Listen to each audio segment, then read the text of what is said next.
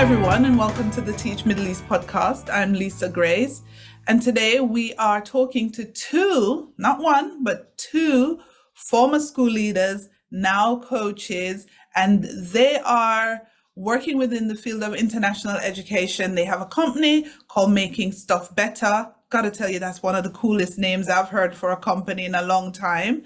And so we're going to be chatting about what school leaders are doing currently in their role, and we're going to look at a very particular topic. So we're talking about the importance of removing the mask as a school leader and showing up to your role with your authentic self.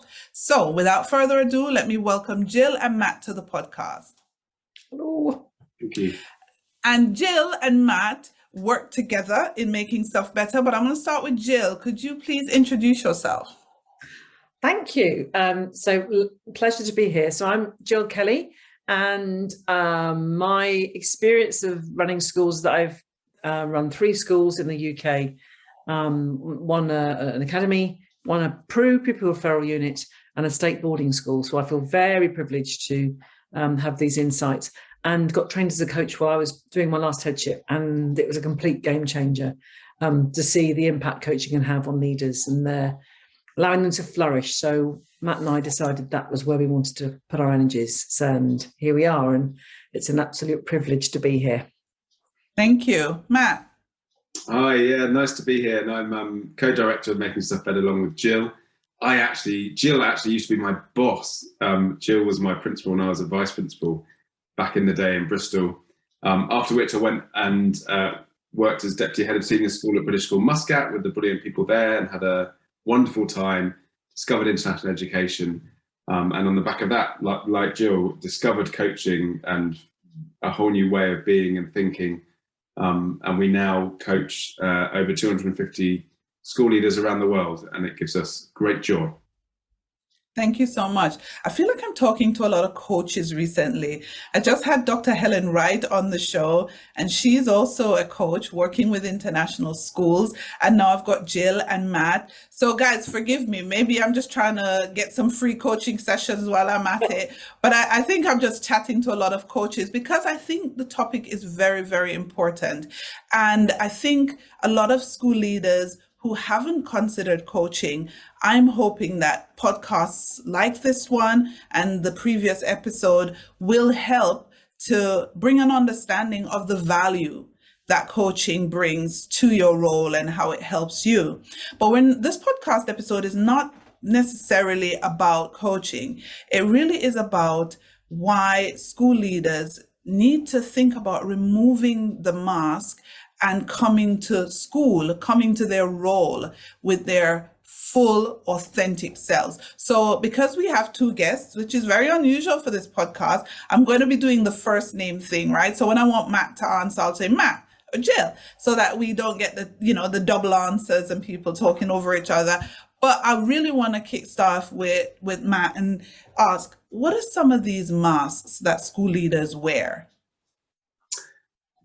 Good question, and so it feels like a political answer because I want to answer a slightly different one first, which is we entered this conversation fully cognizant that some people have to wear masks in school because of the legal situation of their country. There's a huge diversity, equality, and inclusion element to why people wear masks or are perceived to be wearing masks in school. So I think it's important that we just frame that first, because what we're not launching into is you should take your mask off.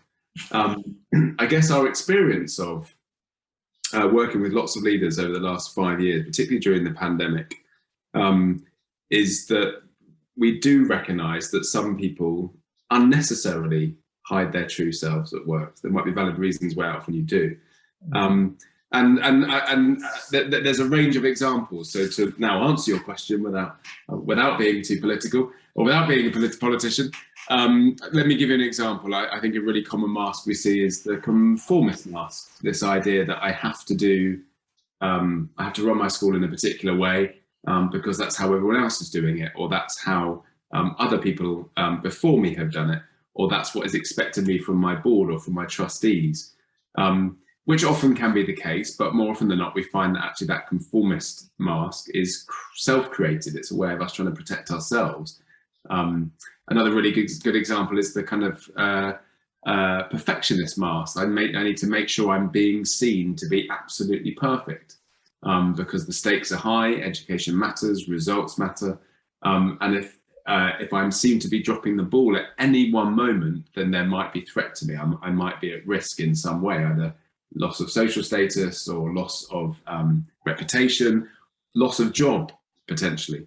So that's another example of a mask that individuals often wear unnecessarily, and it creates a real burden to be leading a school or part of the leadership team of a school, feeling like you need to be perfect in everything all the time. And what we also know is that people that we lead really respond well to us when we are vulnerable and when we are ourselves. It's far more, the research shows it and our experience shows it's far more engaging for team leaders to be themselves and not be behind the mask. Yeah, you touched on something that I'd love Jill to expand on, that mask of perfection, that perfectionist mask that a lot of school leaders wear. How does it manifest itself, Jill? Well, the mask of perfection is one where often there's, behind this, the fear of not being perfect. So, what happens if an email is sent out or something's on the website that isn't perfect and could inadvertently offend people? And the fear of not being perfect is the fear of being judged as less than, as being excluded from the top level of what's perceived as wonderful leadership. So to be a really true leader, you need to be perfect in everything you do, which of course you would never say to a child. You'd never say to the children in your school that you are less than someone else because you are not 100% perfect. Embracing fallibility seems to be a real hard thing to do as a head, because you're expected to. And we talk about this idea that head teachers are often recruited by what comes from their hearts, what they feel, their morals, but they're judged by what comes out of their mouth and what they do with their hands. And there's so many external factors that can affect success, that sometimes when you're in this fearful mode of being perfect, you're not willing to accept. And you're also not willing to give up this fallacy of control. So it is a fallacy because you can't control anything, really, in truth, when you get down to it. There are so many factors. But the fear of being seen as imperfect can really, really sort of undermine you. So you get very stressed, you can be very anxious. You're certainly not very present as a leader. You are fearing what's coming around the corner. And we see that a lot, where people are just thinking, well, what if that's going to happen then? And that fear then leads them to be less productive and, frankly, don't enjoy their jobs as much. So it's not a helpful voice saying you must be perfect. Yeah, no, you're right. You're right. And Matt, you've been in this region. And I think the pressure for perfection and the mask wearing, I think it's heightened a little bit more in the Middle East region. Why do you think that is? Or do you even agree that it is heightened in this region a little bit more than, say, back in the UK? Well, I mean, that's a good question. I certainly think there's a distinction, and I don't know if this is a geographical one or an economic one, but I guess my observation of it is there is a distinction between many of the schools in the Middle East and beyond that are, as international schools are by default fee paying, and maybe a UK state school. And there's a sense, there's a productization of education that inevitably has to happen in a fee paying school where you're competing for parents who are spending money. And therefore there's a requirement, and this isn't a criticism at all, it's a necessary part of an open market. There's a requirement for schools to appear polished. You know, you can criticize on this podcast, right? just throwing that out there. Many of our clients are the schools that I'm talking about. So I say it with huge compassion and understanding for the situation they're in. So I absolutely, I mean, it's not a criticism, it's an observation of the challenge of leading a private international school. Is you're you've got to be really commercially astute. And part of that is thinking about the marketing and the image that you're presenting to the world, which is very different to, for example, where I am in the Highlands of Scotland. There is one local secondary school, and the kids go to it, and there is literally no private schools where I am. So there is no competition if you're running the school just 15 miles down the road from here. So I think there is a culture of perfectionism. Is it unique to the Middle East? Potentially. I think those, my experience of Oman is enormously tidy. Keeping face is really important. There's a real kind of elegant presentation of self and of what you do in that part of the world. But do we not find that in Singapore or China or South Korea? There's many other schools we work with. I think we find it everywhere. So it could be an international schools thing, yeah? It could be. I would argue that it's part and parcel of being a human being first, but it might be extenuated slightly within particular educational settings. I know I'm kind of playing advocate a little bit, but I really want to pull out a few things. And the reason is, in this region, because education is so productized, as you rightly said, school leaders really do have to present themselves in a certain way. But I think we might be misjudging the parent market by doing that. Because what do parents really want? Do they want a school leader who is not authentic and who is not showing up as who they really are? Or are people now demanding real? Has time shifted, Jill? Don't people want more real? What do you think? Well, I think the first thing is that if you aren't being authentic, people will see through that. Being yourself, kind of with all its fallibilities and beautiful imperfections, will actually be far more endearing and far more ability to be able to connect with other human beings than someone who puts up this facade of being all perfect and all knowing. Has it shifted in terms of the desire for parents to have someone that's more themselves? Potentially. I think that, again, not to generalize too much, having worked in different types of schools myself, I think there are certain parts of the parent body, depending on the types of schools you go for, who might expect certain traditions, might accept certain principles, might expect routines or the way that a head behaves, and it's often linked back to their own experience of school. And if they don't feel that they're getting that, then that can be a problem.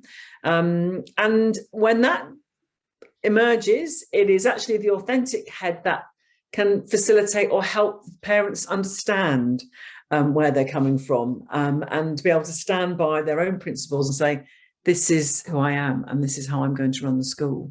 So to answer your question, there'll always be some parents, I think, that they're products of their own upbringing. They're products, everyone is, isn't it? So they're products of their own experience, so they'll expect it.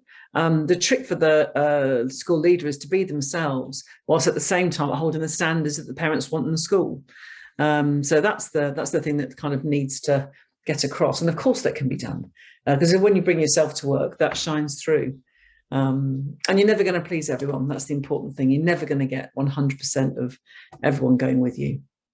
Yeah, I'm thinking of myself. I'm a parent. My boys are in an British international school here in Abu Dhabi. Not the British international school, by the way, because there is a school with that name, but they are in a British international school here in Abu Dhabi.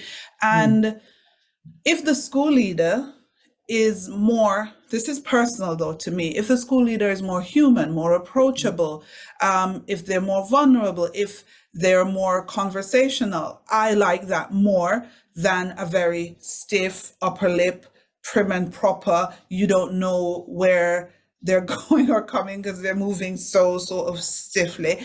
I don't like that. And all my friends who have kids that I know always comment on things like that. They're like, oh, that principal is really, really very prim. I can't even approach, or they feel intimidated to approach, even though they're fee paying.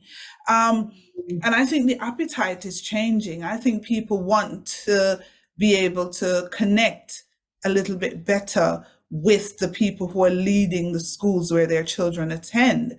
But having said that, though, what does it look like when the school leader comes with their full authentic self to school? What does that look like? What do we mean when we say that, Matt? I think what we mean is it depends, because everybody's different. So what it means for one person might be very different to what it means for another school leader. I suppose what we mean for the organisation is our experience shows you just get this kind of net benefit because it's permission giving. So if you've got a leader or leaders, if your senior leadership team have got that ability to be themselves, which isn't at odds with being professional. I think that's sometimes the myth that we tell ourselves. I can't be myself, I need to be more professional. I think there's space for both. Then if the people running the school have that, then it just ripples down and goes throughout the organisation, and ultimately that creates a far more engaging and engaged place to work than when everyone's kind of second guessing what their leaders might be thinking and where they might go next, because they don't quite, and this is the most important part of it, they don't quite trust them. And I think Jill's point's a really good one. We see through it when someone's not being themselves, or not being and what do we really mean by that? What we normally mean by that is when someone's not taking actions that are in line with their values. That's what we mean when we say being ourselves. So if someone's actions and words line up with what they value, then we really like that. And that's what builds trust. And if you've got trust, then there's almost no limit to what you can do in your school. If you don't have trust, you've got a real problem. Yeah, I do agree with you, especially with the trust part. I'm going to go back to something Jill talked about. She talked about vulnerability, and there's a lot of misunderstanding around vulnerability. And people think vulnerability is sort of airing your dirty laundry and making sure you tell all before someone tells on you.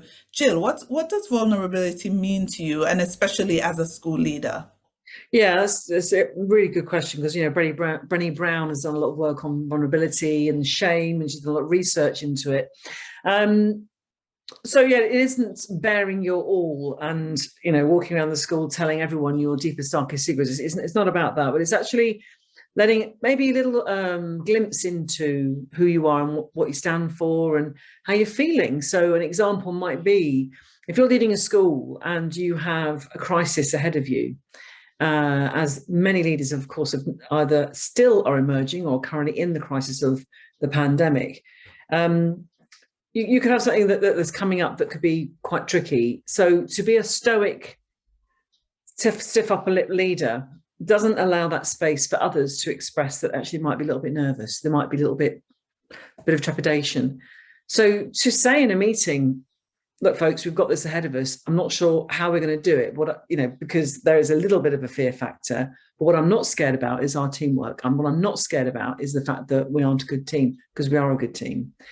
So it's okay to show human emotion. So showing human emotion about what's coming up ahead, like I'm nervous, not sure if it's going to work. Who knows? Let's give it a go. It's 70% chance it's going to work, 30% chance it may not. But let's try. Let's put the resources in place.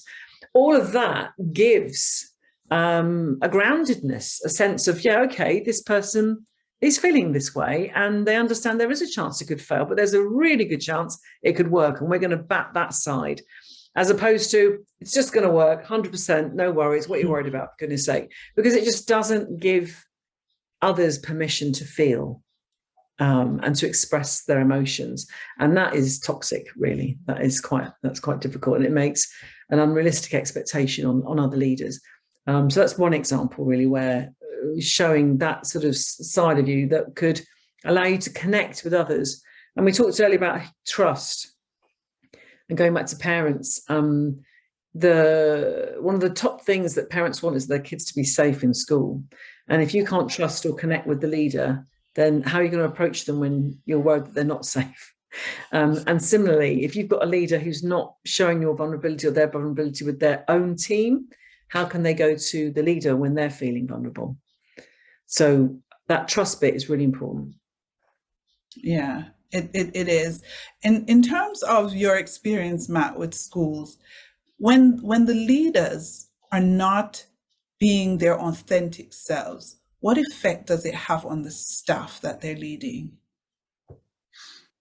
I mean, it's predominantly unhelpful, isn't it?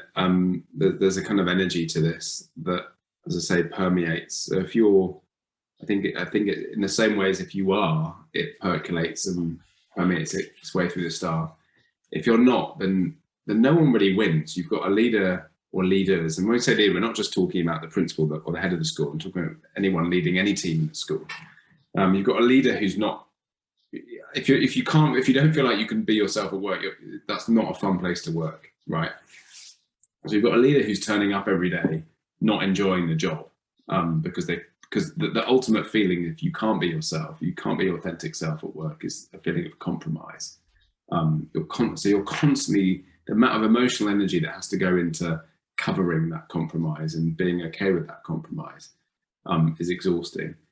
And then that affects all other kind of key components of leadership. If all of your energy is going into either kind of hiding your true self or masking some part of you, or just working on the fact that you feel like you need to be projecting a particular version of yourself to the outside world, then where's the capacity for really grounded decision making?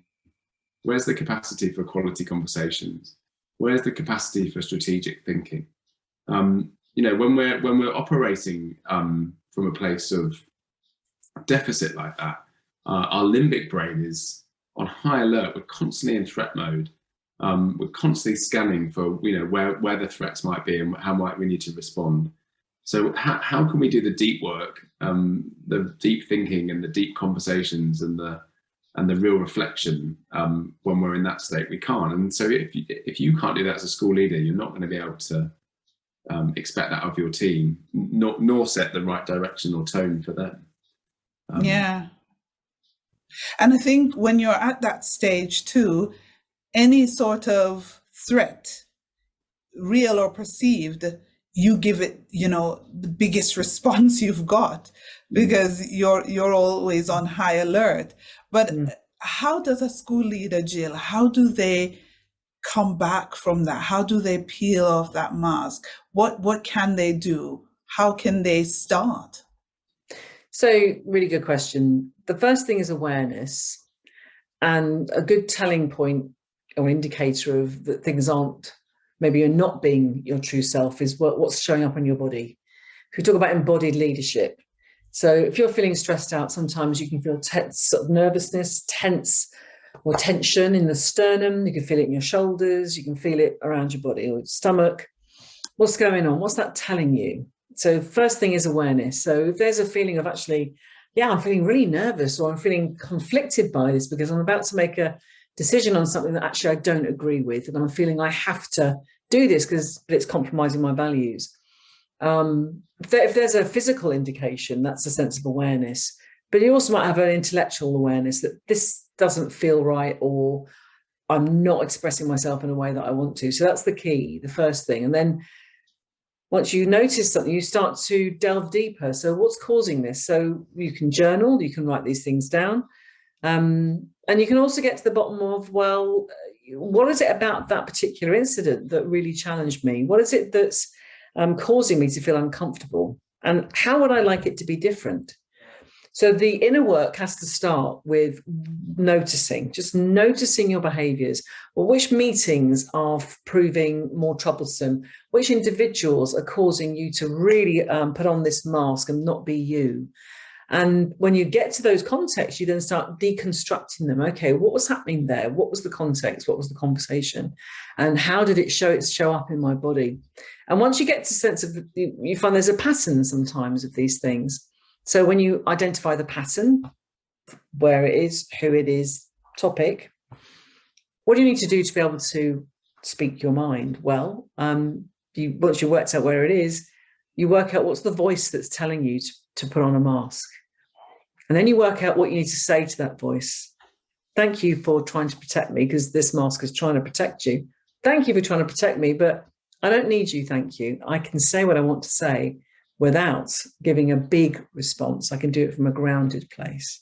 So it's a really long answer and I could go on forever. But the first step is awareness, and having that inner dialogue and deconstructing and identifying the trigger points, and hearing the voice that is telling you to put on the mask, and identifying what to say back, to say thank you, but no thank you. Yeah, no, it's a good answer. It's a great answer, and it helps me to kind of lead into what I want to ask Matt. So you talked of self-awareness, which is, it's harder than it's harder than it sounds. Self-awareness is not easy because it does mean that you have to do a lot of inner work. And inner work is harder than working on external things, always.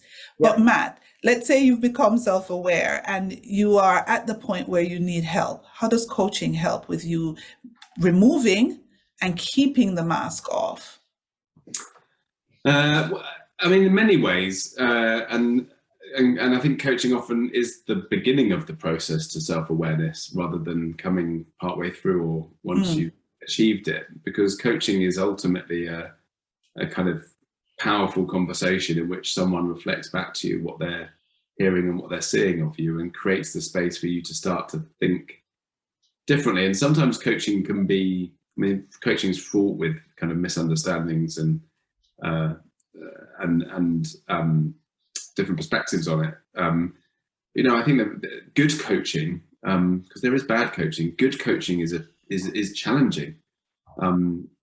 We encourage our coaches to really push people. This is a powerful conversation that should result in change for the participant. So a good coach will really challenge you to create that self-awareness and then take some action as a result of it and start to change the bits of you that you want to change, should you want to. And I think, again, as humans, it's partly why the coaching industry is in its ascendancy. I think we've discovered that it's much easier to do that in relationship with somebody else. It's very difficult to come to self-realization and actualization by yourself. It is possible, and there's lots of kind of particularly religious traditions that promote retreat and withdrawal to do so. But my experience is it's much easier when you're in relationship with someone else and there's a tension there that helps you to move forward. Yeah, it's that trust as well in that relationship, where when you speak, you know that person is not there to judge, and they're really there to just listen and facilitate you working through the issues that you're working through.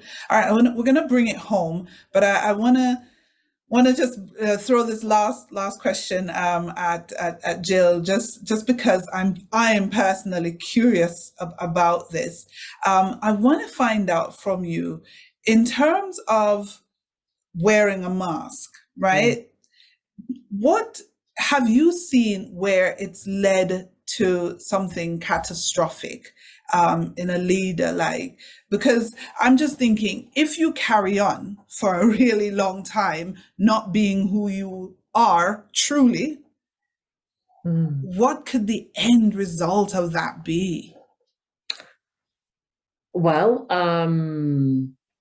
it can be, on a sort of simple level, very unfulfilling life, and a very small life that does not allow the full range of a human being to flourish, because you're just putting yourself in a box. And the way that manifests itself, nervous breakdowns, sickness, illness, we get too dramatic, but heart attacks. I had a friend who had a stroke, and he was in a particularly difficult position, a head teacher in a school. And he remembers picking up a phone to speak to somebody in his office, and he called the phone Nigel, which sounds funny, but he couldn't say the word phone because he was having a stroke. And he puts it down to having his values compromised and him having to put on this mask day in, day out to fulfill the agenda of a government, as opposed to fulfill his agenda of helping children. And he recovered and has done very well. Didn't go back to headship. But that's a very extreme example. However, he does put it down to not being true to himself. So there's a bit of a health warning there about that. And yeah, I can think of times myself when I've been ahead and I've had to play the game, I suppose, is that the phrase, or put on a mask, and it hasn't made me feel good. And so being able to be yourself is a gift. And it's almost like I was told once, being truly yourself is like being given the gift of a newborn baby. And why would you give that away to someone, for someone else to just deal with? You'd hold that newborn baby to yourself and cherish it. So cherishing who you are is as important as looking after a newborn baby. That really stayed with me, because why do we just as leaders let that go when it's actually who we are? Yeah.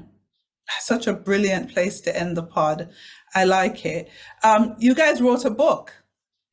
Fancy that. So you wrote a book. What is the book? What is it about, Matt? The book is called Principled, A Guide to Being Yourself as a School Leader. It is reflections and guidance based on the hundreds of hours that Jill and I and the MSB coaches have spent with school leaders over the last 5 years. In many ways, we say it's a book that's been written by hundreds of school leaders because it's their advice and our observations of them. And it will be available on Amazon from next week. Never abbreviate the name of your company.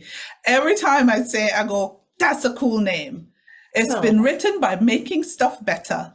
What's the key takeaway from the book, Jill? What are people you want them to open the book and go straight to this section? Where do you want them to go? I think the first one is around identifying the voices that limit you, because from that there is hope that you can self-manage. So the biggest bit is hope. There's so much hope and so much out there for people.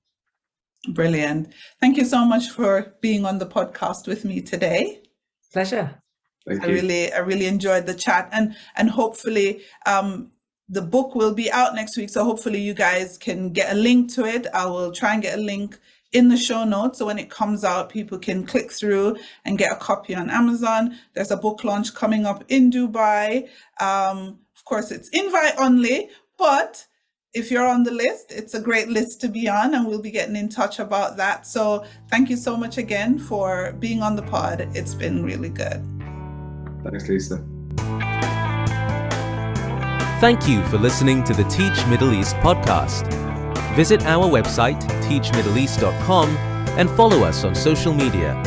The links are in the show notes.